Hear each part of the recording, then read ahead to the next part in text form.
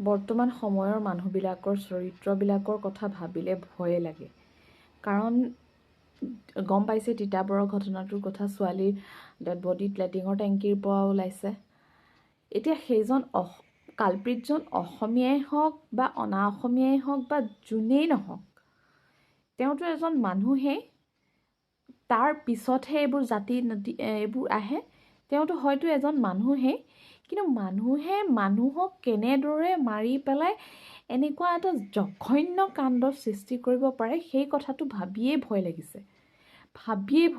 কৈছোঁ ন, বুকুখন কঁপি উঠিছে। ছোৱালীবিলাকক কৈছোঁ, অকণমান সাৱধান হ'বলৈ শিকা। আমাৰ ছোৱালীবিলাকৰ বা মহিলাসকলৰ এটা চেন্স অফ হিউমাৰ আছে, যিটো আমি গম পাই যাওঁ। আমাৰ আশে পাশে যদি কিবা এটা মানে ঘটিব লগা হয় নহয়, বা ঘটনা নিজৰ লগত বা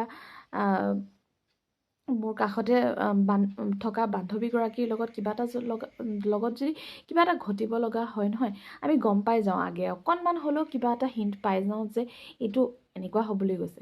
গতিকে সেই কথাবিলাক অকণমান গুৰুত্ব দিবা, যে মোৰ লগত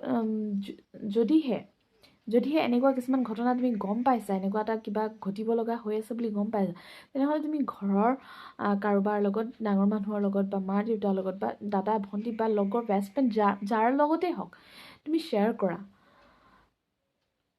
আৰু কোৱা যে মই অকণমান আনকমফৰ্টেবল ফিল কৰিছোঁ, যে এইকেইদিন মোৰ লগত তোমালোক থাকা।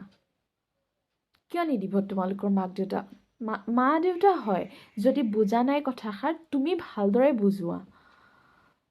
বুজোৱা, বা কথাষাৰ শ্বেয়াৰ কৰা। এনেকৈ বহুত বেয়া লাগিছে, আজি মনটো বহুত বেয়া লাগিছে। এই ঘটনাবোৰ প্ৰায় আজিকালি শুনিয়ে থাকিবলৈ পাওঁ। আজি অমুকত কিবা এটা হৈছে, আজি তমুকত কিবা এটা হৈছে, আজি তমুকত কিবা এটা হ'ল, শুনিয়ে থাকিবলৈ পাওঁ। আমাৰ মানুহ জাতিটো ইমান তললৈ নামি গৈছেনে?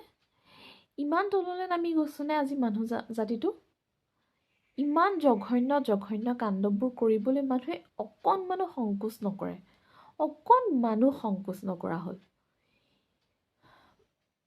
এনেকুৱা এখন পৃথিৱী আৰু কিমান দিন থাকিব ভগৱানে জানে। আৰু এনেকুৱা এখন পৃথিৱী ইমানেই পপীয়া মানুহ ভৰি গৈছে, কি ক'ম।